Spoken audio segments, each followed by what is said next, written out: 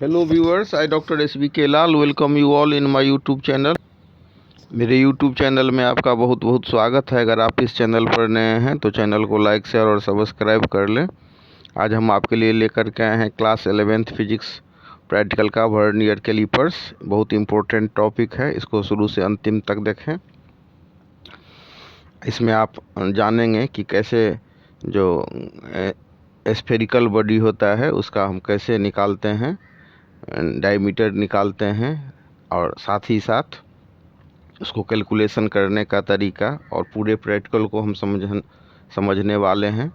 तो इसमें हम लेते हैं वर्नियर कैलिपर्स, फिर लेते हैं वर्क पीस, स्क्रू, और इसके अलावा हम इसके पार्ट सब के बारे में हमको जानकारी मिलेगी। तो वर्क पीस क्या होता है? तो वर्क पीस होता है जिसको हमको मेजर करना है और स्क्रू की मदद से हम उसको टाइट करते हैं। पहले जो जॉ है उसमें हम उसको फंसा लेते हैं। तो पूरा जो अरेंजमेंट होता है उसको हम कहते हैं वर्नियर कैलिपर्स। अब इसमें दो टाइप का स्केल लगा हुआ होता है, एक होता है मेन स्केल, दूसरा होता है वर्नियर स्केल। तो मेन स्केल पर रीडिंग सब रहता है और वर्नियर स्केल पर कोई रीडिंग नहीं रहता है। और जब हम जॉ की बात करें तो दो तरह का जॉ होता है। एक होता है हमारा एक्सटर्नल, ये एक दो तरह का जॉ हमारा होता है। एक होता है एक्सटर्नल जॉ, दूसरा होता है इंटरनल जॉ। आप देख सकते हैं कि ऊपर और नीचे के पोर्शन में। इसके अलावा हम देख सकते हैं कि जॉ में हम वर्क पीस को फंसाते हैं और इंटरनल और एक्सटर्नल डायमीटर को नाप सकते हैं। तो मेन स्केल जो होता है उसका रहता है आपको जैसे 1 2 3 4 5 के फॉर्म में रह सकता है। अब इसमें हम क्या फ़ायदा है वर्नियर स्केल का, तो इसको समझते हैं। मेन स्केल में जैसे 1 2 3 4 है उसको नाप सकते हैं सेंटीमीटर में या मिलीमीटर में। और जब हम बात करते हैं वर्नियर स्केल तो उसमें हम हमारी दूरी का जो रेंज है, छोटी दूरी का, वो बढ़ जाता है। जैसे मेन स्केल से हम 10.1 सेंटीमीटर को मेजर कर सकते हैं, तो वर्नियर स्केल की मदद से 10.12 सेंटीमीटर को मेजर कर सकते हैं। और आप देखेंगे कि मेन स्केल में रीडिंग लिखा हुआ है, वर्नियर स्केल में कोई रीडिंग नहीं है। और भी एक अंतर है कि मेन स्केल का जो रीडिंग है उसमें हम देखेंगे कि लाइनिंग जो है सो थोड़ी दूर पर है, उसके तुलना में जब हम वर्नियर स्केल की बात करें तो लाइनिंग थोड़ा सा पास पास रहता है। तो पूरा जो अरेंजमेंट है ये हो गया हमारा वर्नियर कैलिपर्स।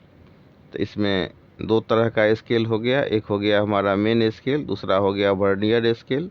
उसके अलावा दो तरह का जॉ भी हो गया, इंटरनल जॉ, एक्सटर्नल जॉ। और एक हो गया वर्क पीस जिसमें हम इसको फंसाते हैं, जिसको हमको मेजर करना होता है। तो उसमें हम इसको फिक्स कर लेते हैं, फिर स्क्रू की मदद से उसको हम टाइट कर देते हैं। इसके बाद टाइट जब कर देते हैं तो फिर हम रीडिंग देखते हैं और देखते हैं कि मेन स्केल वर्नियर स्केल से किस पॉइंट पर मिल रहा है। तो सबसे पहले जब हम इसमें वर्क पीस को फंसाते हैं तो देखते हैं कि उस कितना रीडिंग शो कर रहा है। मान लीजिए कि 2.1 सेंटीमीटर पर कंसाइड कर रहा है या 2.1 सेंटीमीटर दिखा रहा है।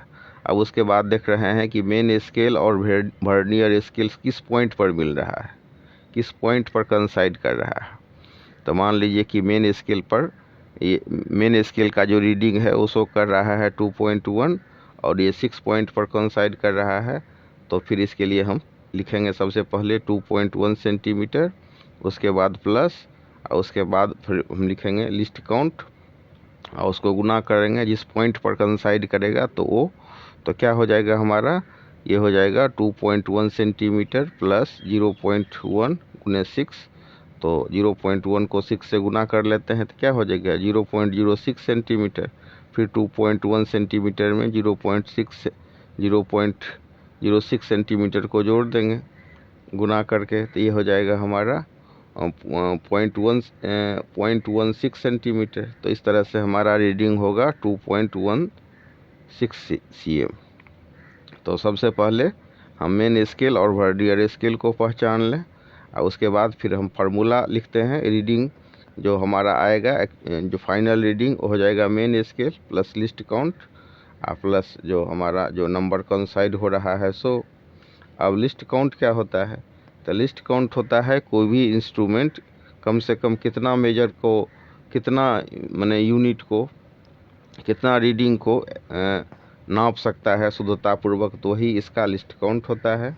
और जब हम वर्नियर कैलिपर्स को उसको देखें गौर से, ऑब्जर्वेशन उसका करें, तो उसमें हम देख सकते हैं कि उसमें जनरली जो अधिकतर जो हमारा वर्नियर कैलिपर्स है उसमें रीडिंग लिखा रहता है।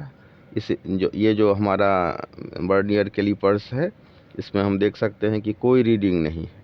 लेकिन बहुत जनरली जो ये हमारा वर्नियर कैलिपर्स आता है उसमें रीडिंग रहता है, और रीडिंग रहता है 0.1 के फॉर्म में या 0.2 उस पर लिखा हुआ होता है, और उसी के अकॉर्डिंग हम कैलकुलेट करते हैं।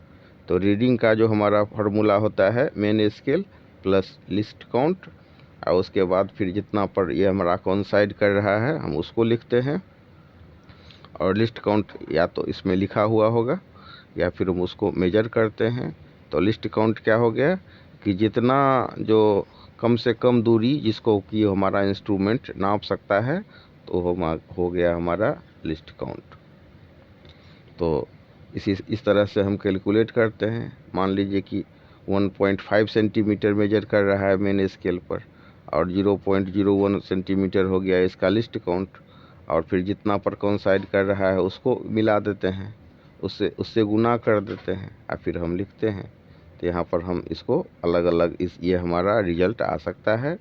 और वर्नियर स्केल का की खासियत है कि हम कितने भी छोटे चीज़ को इससे मेजर कर सकते हैं और शुद्धतापूर्वक मेजर कर सकते हैं। अब मान लीजिए कि इसमें मेन स्केल है तो इसको हम 10.1 सेंटीमीटर तक नाप सकते हैं, लेकिन मतलब उससे जो छोटा खाना है वो तो मिल सकता नहीं है, तो वर्नियर स्केल की मदद से उसको भी हम पार्ट कर सकते हैं। और जैसे मान लीजिए कि 10.12 सेंटीमीटर, तो उसको तो हम नहीं माप सकते हैं मेन स्केल से, तो उसके लिए क्या करना होगा, तो उसके लिए हमको वर्नियर स्केल की मदद लेनी होगी।